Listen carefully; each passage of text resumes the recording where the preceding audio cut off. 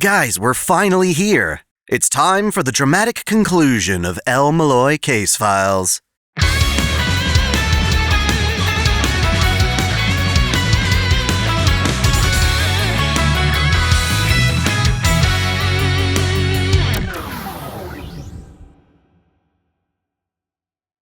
Welcome back to OtakuDaiKun. Dai here. Today, I'll be covering the lore of el-melloi Case Files Volume 10. I'm super excited to bring this to you, and I'd like to thank AZ and Fearboss for bringing us the fan translation. Last we left off, Waver discovered Dr. Heartless's ultimate plan, to summon Iskandar and then ascend him to godhood within the spiritual tomb of Albion. This will effectively reignite mystery in the modern age, offsetting the disparity between mage bloodlines. During the Grand Roll, Heartless will gain access to the deepest part of the tomb, where mana flows in abundance. Can Waver stop him? Stay tuned to find out. If you enjoy this content, be sure to like, comment, share, and smash that subscription bell as if it were Gareth. Consider supporting us by becoming a paid channel member on YouTube or joining our Subscribestar or Patreon. All three platforms offer the same perks, such as early access and exclusive videos. Without further ado, let's dive in. This volume lacks a prologue, instead jumping right into Chapter 1. Waver, Gray, and a misfit team of recruits have once again boarded the rail Zeppelin. This party includes Jirobo Seigin Tokito, Fluger, and Luvia, all of whom we met back in the Castle of Separation from Volume 1. It seems the rail Zeppelin, which can travel beyond reality, is able to reach the spiritual tomb of Albion despite it being underground. That said, the best the train can do is bring the party to the top floor, the outskirts of the mining city. Fluger admits he was once a survivor of the tomb. Recall that he's a spellcaster, a mercenary more than a proper mage. Apparently, he once went into hiding in the tomb to avoid being caught for assassinating his own mentor. Since he has experience here, he serves as the party's guide. He says it'll take roughly 23 hours to reach their destination on foot, so they'll need to take breaks. Among the party, Waver is their weakest link, unable to go that long without sleep. He and Luvia look too much like nobles, so Fluger gives them dirty robes to blend in with. Gray is amazed when she spots the city proper. The people here live in rudimentary homes made from dirt. Even at the Dragon's Tail, the soil is filled with enough mystery that entire homes can be built from it. Should these structures ever get damaged, spells on them will automatically heal them, based on the Chinese concept of Feng. Residents can be seen traversing the streets on phantasmal creatures that resemble rhinos and other shelled beasts. Beneath the clock tower is an entire community, including a street-side marketplace for food and spices. Magecraft battles break out frequently, and Fluger advises the group not to stare or draw attention to themselves. While ordinary thieves try to steal money and valuables, the ones here can profit from the blood and guts of naive mages. Sure enough, the marketplace also deals in mage organs, like a more primitive version of how the rail Zeppelin sells mystic eyes. In that regard, while the people here aren't allowed back on the surface, the mining city is a suitable location for mages and their workshops. In place of construction equipment, these mages use golems in a far more efficient manner than at the clock tower. Fluger confuses the group by insisting they go meet his mentor. Wait, didn't he just admit to killing his mentor? Apparently it's not that simple, as his mentor, Gareth, is still alive and well. He's an old, short, and bald guy smoking hookah in solitude. The way he puts it, he was effectively killed when his magic circuits were mangled. Unable to cast spells, he might as well be dead, as a mage anyway. That doesn't stop him from being really helpful. Supposedly, Gareth knows a way of descending the tomb quickly. Luvia tries to bribe the old man with a necklace, and since Waver has nothing material to offer, he chooses to bow and plead for advice. Humbled, the old man notes that while there is a shortcut, it's a dangerous one. Still, with just a half hour of preparation, he can save the group half a day of traveling. Meanwhile, Rhynas sits in her office, all alone. She's used to Waver going on excursions, but this time he may never come back. In his absence, she'll have to attend the Grand Roll on her own, going in at a total disadvantage. Flat intrudes, admitting he wanted to go on the rail Zeppelin too. Sven joins them, offering Rhynas a cup of iced tea. When it's time for her to go to the meeting, these two brightest students need to stay back and look after Slur Street. Without enough time to prepare, a limo from the secret autopsy division comes to pick her up. Waver has to reach the ancient heart the hard way, but mages attending the grand roll have a much faster and safer route only they can take. Right on time, Gareth returns with a basket of items. Waver's team follows him to some wilderness outside the town. It's been a while since Volume 1, so let me remind you what happened with Sagan at the Castle of Separation. He's a Shugendo monk, practicing Tengu arts, much like Scandinavia Peperoncino from Fate Grand Order. He wound up inheriting his family's magic crest, though it was damaged. Sagan visited the Castle of Separation to have the crest repaired, only for Garion Ashbourne to implant Sagan with the mind of his deceased son. Caught up in Garion's scheme, Sagan fought against Gray, ultimately losing his arm to a blast from a rongo minyad.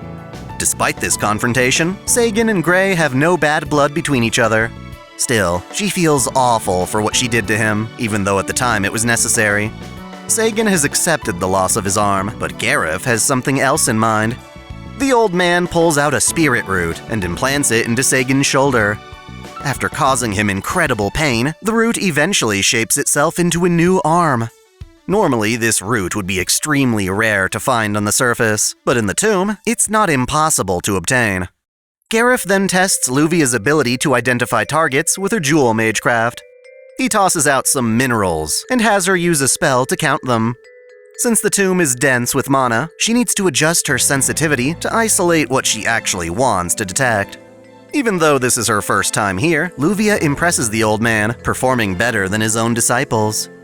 Mages typically only take on one apprentice, but for a spellcaster, there is no such rule. Beyond Pfluger, Gareth had a number of talented disciples, but they've all since died. He hands Waver the most complete map of the tomb to date, which shows ways to avoid hostile encounters.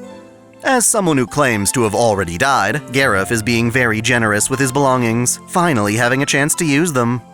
It appears Waver's humility has inspired him. With a final gift, his prized knife, he entrusts Pfluger to continue deeper into the tomb. As Gareth returns to the mining city, Waver asks him to relay a message. After the old man is out of sight, Pfluger decides to tell the guy's backstory.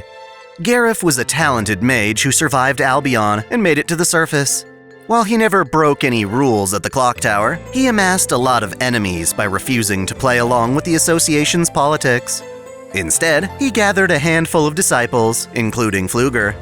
It's difficult to determine who did it, but one time when Gareth was out on a job in a foreign country, his workshop was attacked, and all the disciples present were brutally killed and tortured. Gareth returned to find his workshop destroyed, and his collection of rare catalysts and talismans stolen. Understandably, Gareth wanted revenge, and used his divination magecraft to hunt down and slay the culprits. Apparently, someone thought this made Gareth too dangerous, so they hired an assassin to take him out. Pfluger doesn't give the assassin's name, but it was obviously Kiritsugu Emiya, given how Gareth was shot by a bullet that mangled his magic circuits. Pfluger and Kiritsugu used to cooperate, but during this mission, Pfluger only pretended to finish Gareth off, instead hiding him in the spiritual tomb. So no, while people call Pfluger the mentor killer, he actually never did that. In fact, he saved his mentor, but only after Gareth was robbed of his spellcasting. Since the old man had his life ruined by the clock tower's scheming, Waver, a lord, bowing to him, gave his life new purpose. Anyway, with Gareth's map, Pfluger leads the party to an entrance to the main section of Albion, surrounded by oddly stacked rock pillars. Diving in, they notice the dark cavern begin to light up from the mana surging through the great magic circuit. Much further in, Faker, aka Hephaestion, is having the time of her life slaying a two-headed lion. Unlike proper servants, she's not being supported by the Grail. Sure, Heartless borrowed the Greater Grail to summon her, but ever since, he's been maintaining her in this world through his own mana supply. Until now, he's had to conserve his energy, but since Albion is abundant with mana, he can have his servant let loose. Even then, Heartless still relies on an expensive elixir to keep up with her energy demands. Hephaestion notes that once they reach the bottom, summoning Iskandar will essentially mean her own death. She actually wants to die for her king's sake, and the conversation then shifts to Heartless's motive. He lets it slip that Kuro already died long ago, meaning that Ashira is the only one of his students who has escaped. Since he doesn't plan to return to the surface, however, he's not concerned about her survival. Hephaestion reminds him that he doesn't need to go through with this plan. She could just as easily bring him somewhere pleasant, where he can live happily. While she is accustomed to traveling, she knows what it's like to settle down and enjoy having a home. For her, that was Mieza, the shrine of the nymphs, where Iskandar and his generals studied under Aristotle. She enjoyed watching the clouds pass by there. Even though Hephaestion lived as Iskandar's shadow, she still has her own identity. When he died, she lived on to watch as Iskandar's mother and other generals fought against each other in the wars of the Diadochi. They stained the king's good name in blood to determine who was worthy of his inheritance. This is why Hephaestion refused to be part of Iskandar's Ionian Hetairoi. She could not join with the men she felt betrayed him. Similarly, Heartless claims to have been betrayed by his own students, though we don't know why or how at this point. Because of their betrayal, he cannot back down, and promises to give Hephaestion a proper death. Back with Waver's party, Luvia uses 5 floating gemstones to detect elemental reactions in the tomb. This lets her lead the group around any potentially dangerous enemies. It's more valuable than a map, given how the inner parts of Albion shift all the time. There's never a single route downward, only patterns that aren't especially reliable. As proof of this, an electrified snake leaps out at them. Luvia seamlessly transitions to defense, absorbing its blast while Flugel slays it with one of his knives. Eventually, they reach one of the shortcuts Gareth mentioned. It's a wide river running through the caverns, too wide for mages to cross. It's also a river of acid, making it impossible for them to swim across either. Thus, to get to the other side, Flugel scatters some spices that attract a horde of beetles. Unlike humans, these guys can survive the acid river, allowing the group to hop on their backs as stepping stones. Further up, Rhynas takes an approved portal to reach Albion's mining city. Since it's her first time in the tomb, she's surprised to see a factory called the Composite Workshop Cleagra.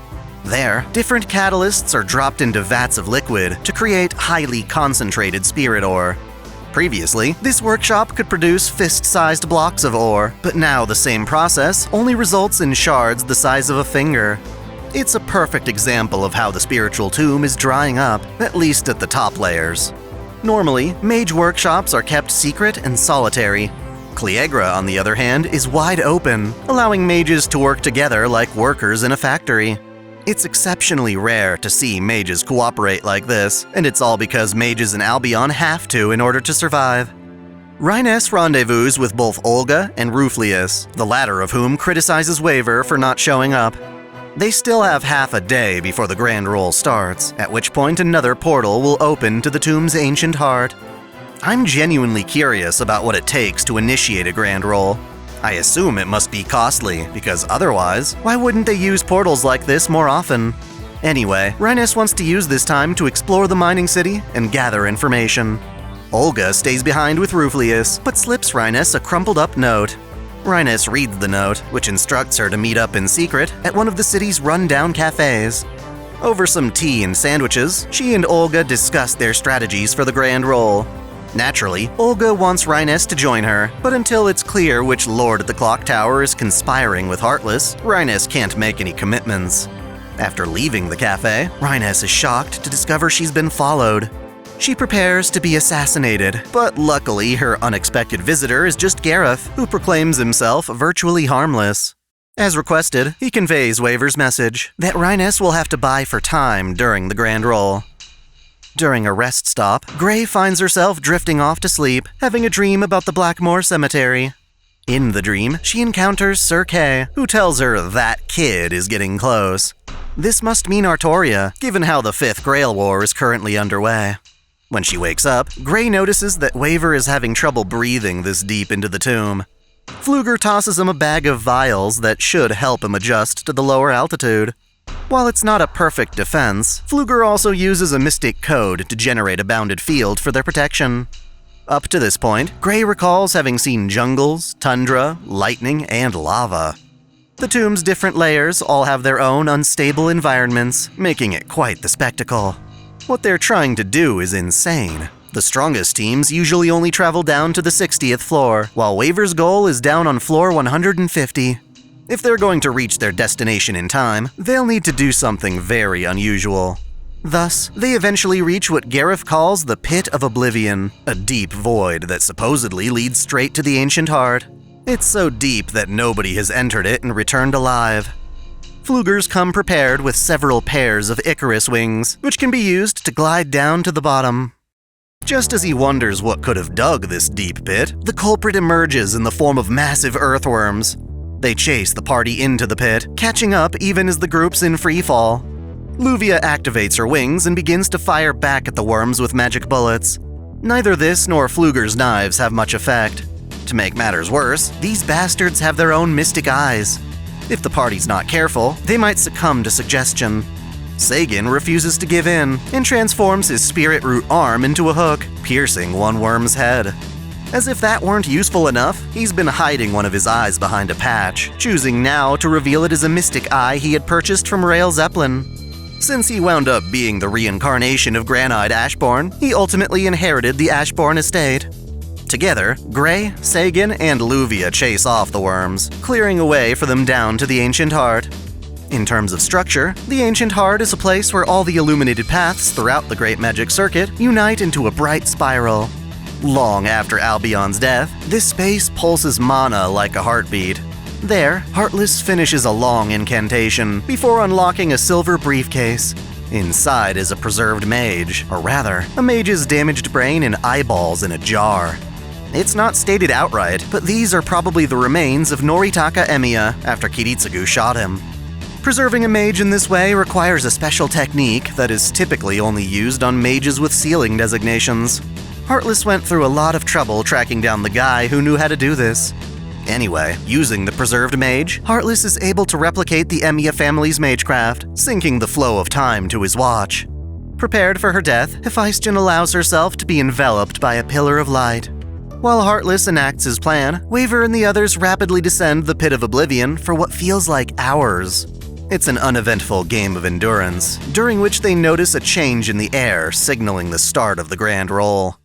Recall that Rhynas' mystic eyes respond to surrounding traces of mana.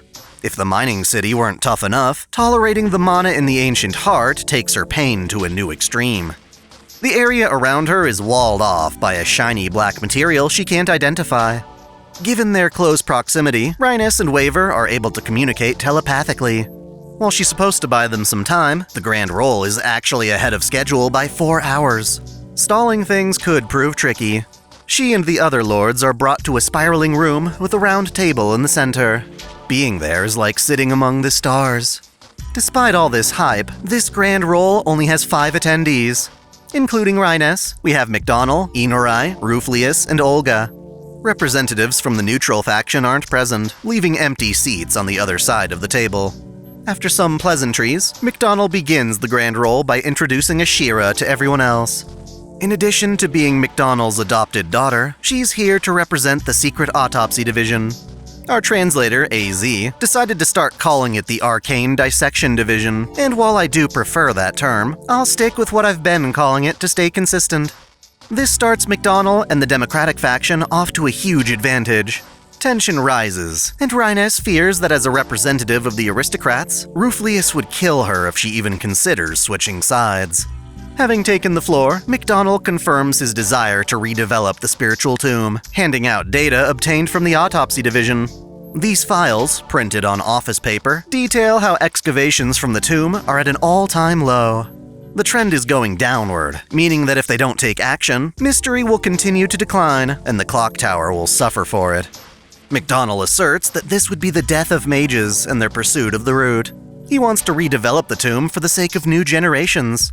Ruflius, however, couldn't care less about anyone but the elite. If excavations are going to be low, all they need to do is hoard everything at the top, forsaking new agers and smaller branch families. This is the same sort of argument that's plagued the clock tower for years, and it seems nothing ever gets settled. Even though the meeting has already started, it gets interrupted when Hishiri Adashino shows up, acting as a guide for Toko Aozaki of all people. Naturally, Hishiri represents the Department of Law, but Toko's been hired out by the Department of Curses to effectively represent the neutral faction. That gives her one family's vote in the grand roll, despite not being a lord.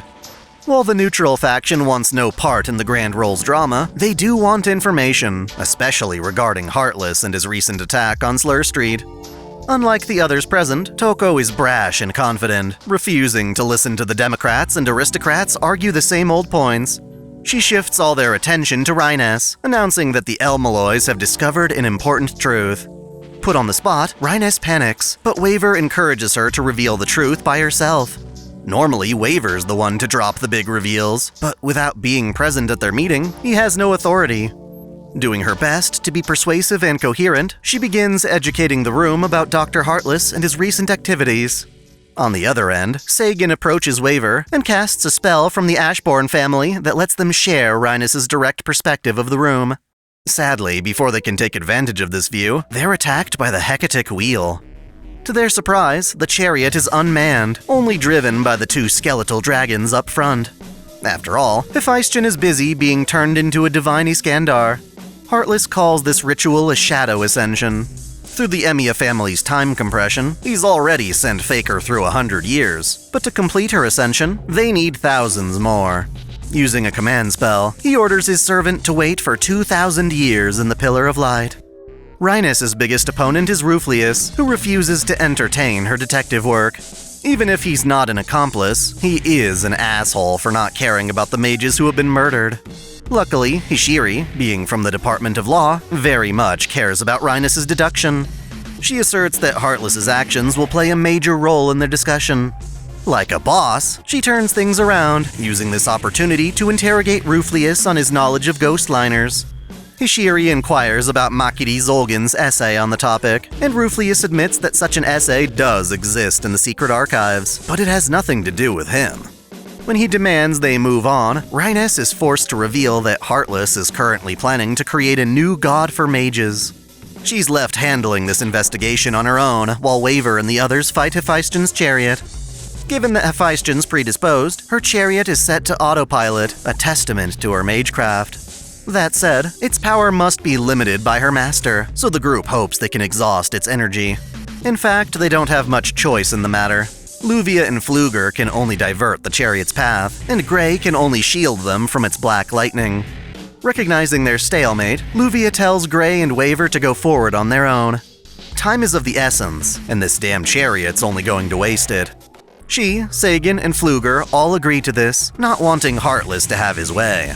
As Luvia puts it, they joined Waver on this quest because Heartless's desire to bring back the gods goes against what mages have worked for over 2,000 years. Sure, magecraft would be easier with divinity to call upon, but modern magecraft was built after her ancestors willingly parted with the gods. It is her pride as a modern mage that compels her, and she finds what Heartless is up to an insult. Thus, she and the others stay behind, while Waver and Gray soar deeper in. Strangely enough, Ruflius winds up sharing the same outlook as Luvia.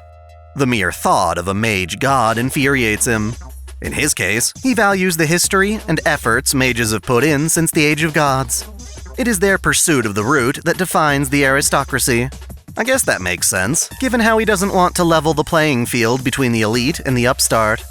He asks Ashira about her former teacher, and she confirms that Heartless is capable of something so miraculous. She attests this to the unique abilities he gained from the fairies.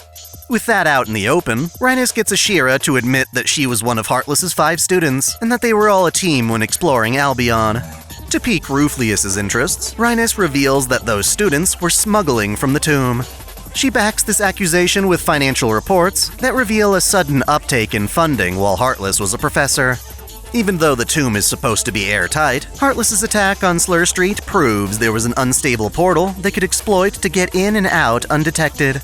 She suspects it was Kuro who taught the team about that hidden entrance. If that's the case, though, why would Heartless go around killing his students? To answer that, Rhynas finally reveals Waver's theory that the 4 students other than Kuro killed Heartless a decade ago. It's a wild accusation, given how Heartless is still alive. It'll be tricky to explain this without Waver present. On his end, at the bottom of the pit, 6 ominous lights appear. An equally eerie thought crosses Waver's mind. What if this pit doesn't actually lead to the Ancient Heart, but past it to the fairy realm? The dragon of Albion dug into the earth, hoping to find its way to the reverse side of the world. Perhaps it succeeded, or at least got very close. The fairy realm, or Avalon, the inner sea of the planet, is one shape the reverse side can take, and it's possible that the spiritual tomb does in fact connect to it. The 6 lights in the darkness resemble eyes, which would account for 3 pairs. Could they be falling toward a creature like Cerberus? Whatever it is, it surpasses human comprehension, and so Waver tells Gray to hold her breath. They quietly hope it won't notice them. Naturally, Waver goes radio silent on Rhynas too. Left alone, she declares that among Heartless's students, only Kuro was genuine, hence why he was made protege. The others, including Ashira, were likely spies from the clock tower. At the very least, we know Kalug and his brother were. Ashira tries to defend herself, stating that even if she and the others had a motive, they would never have been able to get away with murdering a department head. The clock tower would eventually discover any sign of struggle. She says this while ignoring how the clock tower had already been fooled by the secret entrance to Albion. Thus, Rhynas accuses Ashira and the other students of leading Heartless down into Albion to kill him. She suspects Kuro would have opposed this, yet they brought him along since he was the only one who could find hidden portals. Perhaps the 4 fake students murdered Heartless and Kuro at the same time. Rhynas then theorizes something even more outrageous. She thinks, given how the current Heartless so easily found a portal to Albion, that perhaps he's actually Kuro in disguise. It's not impossible, considering how the current Heartless can transform himself. He was in disguise as Cowless aboard the Rail Zeppelin, after all. While all of this is speculative, there is one piece of information that ties it all together. Gareth provided them a major clue. Given how both he and Kuro were born in Albion, Gareth happened to know Kuro's last name. It's Kuro Arashino. As we went over in the previous volume, that's the name Hishiri and Heartless were supposedly given when they were adopted into the Norwich family. Back on the Rail Zeppelin, Hishiri claimed to be searching for her brother, but what if she had an ulterior motive? Faced with this suspicion, Hishiri confesses that, unlike the other adopted mages of Norwich, Kuro Arashino was likely her real brother, or half-brother anyway. Hishiri's father was a survivor of the spiritual tomb. Prior to having her, he left his ex-wife and child behind when he escaped. Regret from leaving his wife and son caused him to die shortly after Hishiri's birth, resulting in her getting adopted by Norwich. Turns out, Arashino really is her last name, which she kept upon adoption. At the time, she really did suspect Heartless could have been her brother. Either way, this helps explain Kuro's abilities. As Hishiri puts it, her family has a high chance of developing the mystic eyes of finding. It's an odd power that lets him locate the other missing part of a pair of objects. To confirm this, Ashira is willing to admit that Kuro was their ticket for finding portals in and out of the tomb.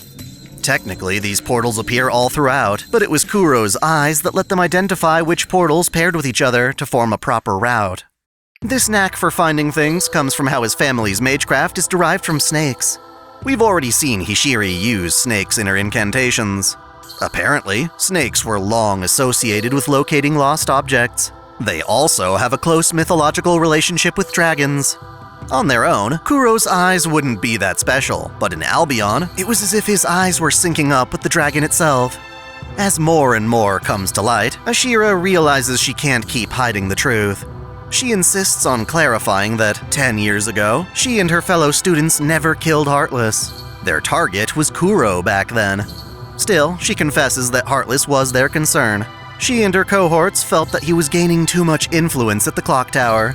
They wanted to stunt his growth, but also didn't want to cause too much chaos, given how at the time, Kenneth had just died. So instead, they settled on killing Heartless's protege. This came down to Kuro's decision to follow Heartless in the first place. Originally, Ashira wanted him to join McDonald's faction, given how his mystic eyes were hella useful. However, when Kuro rejected the offer, she took matters into her own hands. Hearing all of this, McDonald insists on taking responsibility for his daughter's crime. Lucky for him, killing a student is nowhere near as severe as killing a staff member or a lord. For what he calls punishment, he decides to give the el-mellois his votes for the grand role. Aside from Inorai, this accounts for all of the democratic votes. Needless to say, things have gotten really complicated, and without Waver's advice, Rhynas does something bold of her own accord. She declares that she'll stop searching for Heartless's accomplice. This is because she already knows who the accomplice is, but revealing it might prompt them to flee. Now that she has the Trambelio and el-melloi votes, Rhynas relinquishes the right to vote at all. In fact, she advises everyone else to do the same, to pretend like this meeting never even happened. She insists the matter of Heartless's accomplice will be solved by Waver, and she says that this whole time, Waver's been making his own journey to the Ancient Heart. Intrigued, Inorai has them take a 30-minute break to see what happens on Waver's end. Sadly, at that exact same time, Rhynas' link to Waver gets cut. This is because the Beast of Albion, this six-eyed monstrosity at the bottom, aimed its animosity toward Waver and Gray, utterly paralyzing them as they fell. Yet, hope emerges from an unusual place. At this exact moment, the real Artoria Pendragon has just been summoned to Fuyuki to serve Shiro Emiya. Within this ambiguous void, Gray can hear her famous words, "I ask you, are you my master?" Somehow, Shiro's contract with Artoria awakens new power within Gray. As if every cell in her body was being replaced, she burned with energy, freeing herself from the beast's gaze. Ad calls out, telling her she should be able to unseal Rongo minyad. Even though Zephia predicted previously that Ad could only endure Rongo minyad's power one more time, she proceeds to chant Gray, rave, crave, deprave, engrave in me, a grave for you. The light of her lance fills the pit, and even though it doesn't damage the beast at all, it gives her a chance to grab Waver and direct him into a cavern created by the blast. The two are safe, yet miserable. Once again, just like 10 years ago, Gray's body has shifted to greater resemble King Arthur. Waver respectfully averts his eyes, focusing on Ad, who is on the verge of collapse. For a moment, Ad tones down its snarky attitude and is sentimental as it goes to sleep. Ad may never speak again, but still turns into its scythe form so that Gray can press on. Rongo minyad's light shined brightly enough that Luvia and the others can spot it from far away. They're still busy fending off the chariot, but Luvia remarks that she hopes Waver won't forget the gift she gave him. You know, I've been curious about that too. This author loves to hide shit from us. Just what was in that box? Despite being deep underground, the Ancient Heart is swirling with light. Here, Waver and Gray finally catch up to Heartless. They've been using the Iskandar coin that dropped in order to track the rest of them. Of course, Heartless knew they had the coin and has been waiting for this moment. He's impressed Waver and Gray were able to escape the monster at the bottom of the pit. He admits that same creature killed him 10 years ago. Waver counters this by saying it must have happened 30 years ago. That's one red flag of many we're about to pile up. Waver urgently wants to confirm his theory and lays many facts out on the table. First, when Heartless lost his heart to fairies, it resulted in a curse, a void in place of where his heart should be. It's like a portal, allowing him to store things, such as the child of Einash he unleashed on the Rail Zeppelin. Waver's original theory was that Heartless is just Kuro in disguise, but now he suspects there's more to it, given that Heartless's mystic eyes appear to be stronger than the ones Hishiri described. To supplement that, he recalls what Trisha said on the Rail Zeppelin. She, who had eyes of precognition, prophesied that the auction would feature rainbow eyes, and yet the rarest ones were Karabos, which were only jewel-ranked. Perhaps that entire time, she was actually referring to Heartless's eyes. He wonders what kind of eyes would benefit a mage who keeps the severed heads of his victims. For now, Waver calls them the mystic eyes of usurpation. Basically, Heartless can use his eyes to steal the vision of others, giving him a wide variety of mystic eyes to exploit. Years prior, he used these eyes on Karabo Fremton, forcing him to behead other mages and take the blame for it. The beast in the pit shouldn't have noticed Waver, but Heartless hijacked even its eyes to focus on him. When Heartless supposedly cured his doctor's illness, that wasn't what happened at all. The doctor's vision was being stolen, causing him to black out, and Heartless only made it look like he cured symptoms he was actually the cause of. If you consider Heartless got these eyes after he encountered the fairies, then his connection to Kuro suddenly makes sense.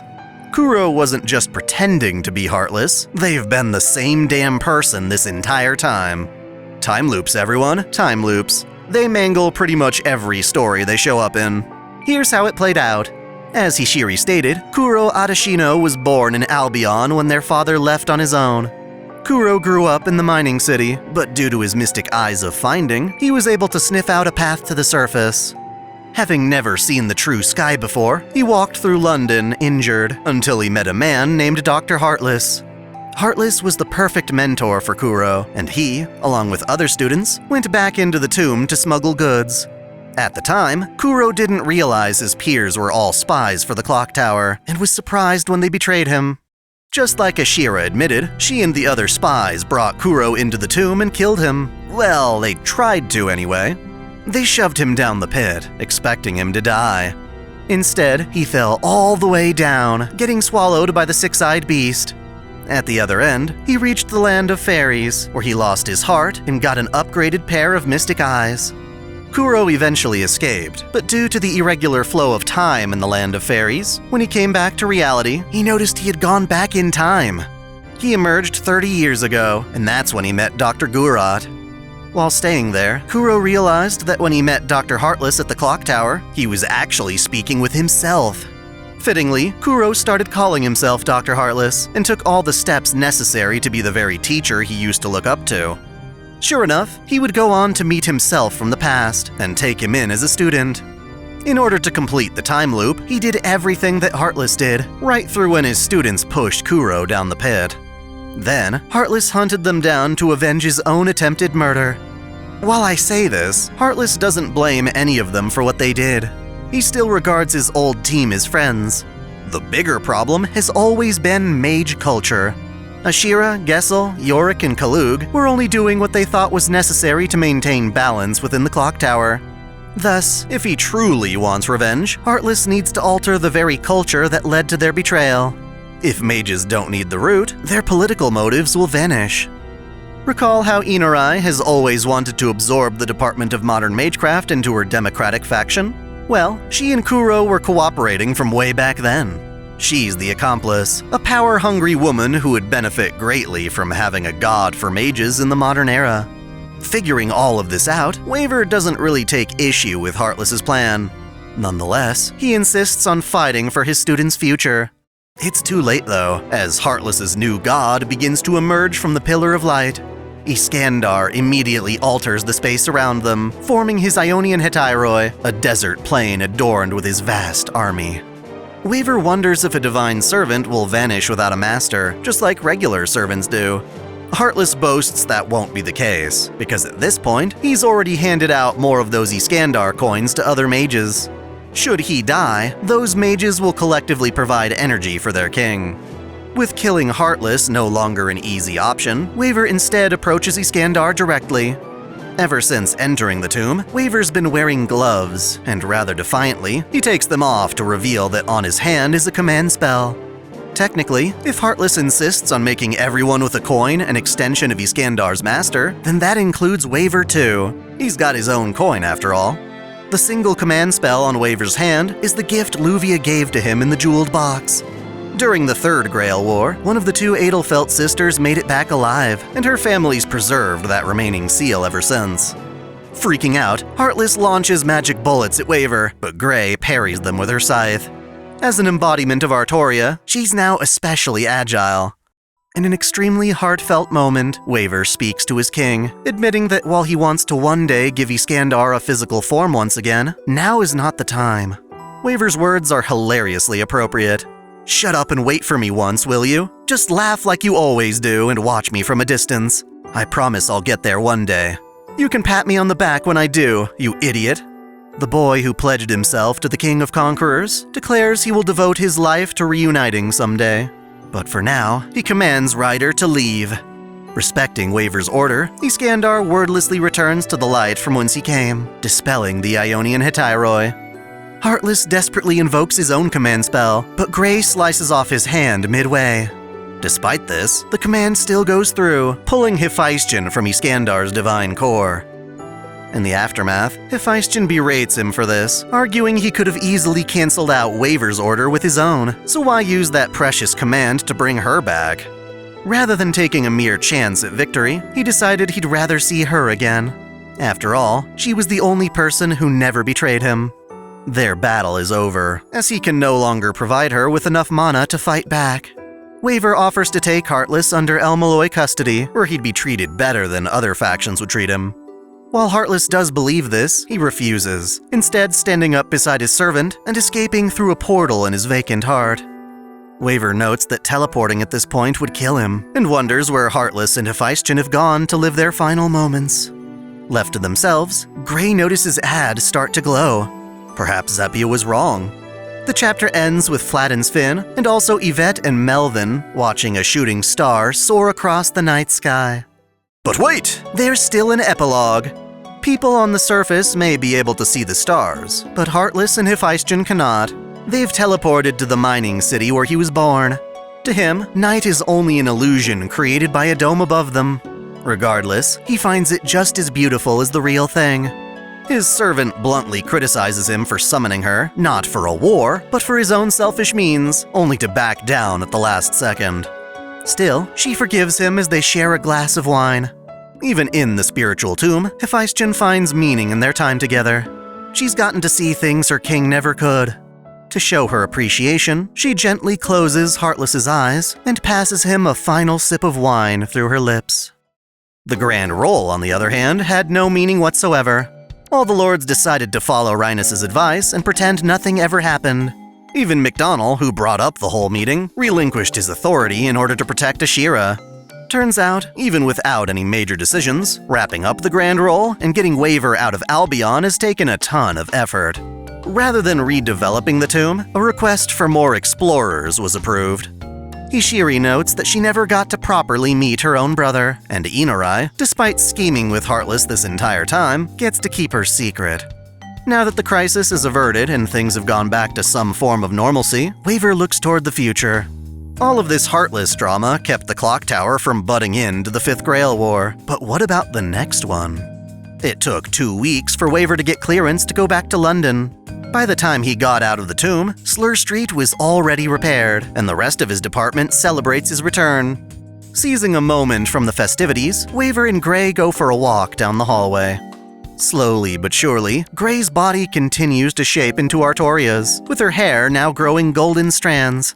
It doesn't change their relationship at all, but Waver does assure her that, by digging through all of Heartless's research, they might be able to find a way to stop her condition. Ad, still functioning in some capacity, cheerfully laughs from in her birdcage. Gray thinks back to divine spirit Iskandar. She can't exactly prove it, but she believes she heard Iskandar's voice. A servant normally won't remember their previous summonings, but perhaps a divine servant can. In exchange for besting his shadow, Iskandar offered his subject a reward, a miracle brought about through his divinity. Gray suspects this miracle is what brought back Ad, repairing its broken form. Having her beloved friend back becomes her greatest blessing. Aww, goddamn cute! I don't know about you guys, but this journey has been quite a blast. El-melloi Case Files was extremely interesting, and it does a great job expanding upon the world Fate Zero and Stay Night introduced. If you've also enjoyed this, relish in the fact that we're far from over. AZ has continued to translate the adventures of Lord el-melloi II, which has cameos from characters like Rin, Shiro, and even Kokuto from Kara no Kyokai. I, for one, am curious how the story navigates Stay Night's plot routes. Does it follow one over the others, or is it written such that they could all have occurred?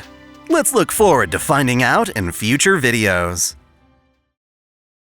Thanks for watching!